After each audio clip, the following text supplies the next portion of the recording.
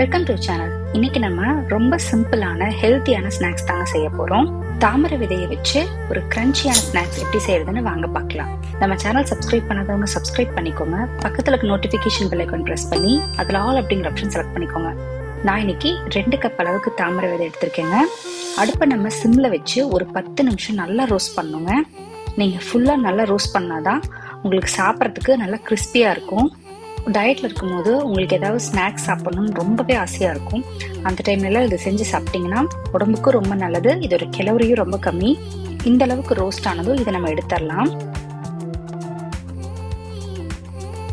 இப்போ இதே பேன்ல ஒரு டேபிள் ஸ்பூன் எண்ணெய் சேர்த்துட்டு இதுல 1/4 டீஸ்பூன் குருமிளகுத்தூள், 1/4 டீஸ்பூன் மிளகாய்த்தூள், 1/4 டீஸ்பூன் பிளாக் சால்ட், 2 சிட்டிகை மஞ்சத்தூள் சேர்த்துட்டு லைட்டா கலந்து விட்டுக்கலாம். இப்ப நம்ம வறுத்து வச்சிருக்க மக்கனாவை சேர்த்துக்கலாம். ஹை ஃப்ளேம்ல வச்சு ஒரு 1 நிமிஷம் எல்லாத்தையும் மிக்ஸ் பண்ணி விட்டா போதுங்க.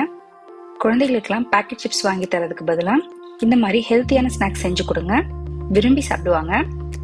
அவ்வளவுதாங்க, ரொம்ப ஆரோக்கியமான கிரன்ச்சியான மக்கனா ரோஸ்ட் ரெடி. கண்டிப்பா இதை ட்ரை பண்ணி பாருங்க. நன்றி.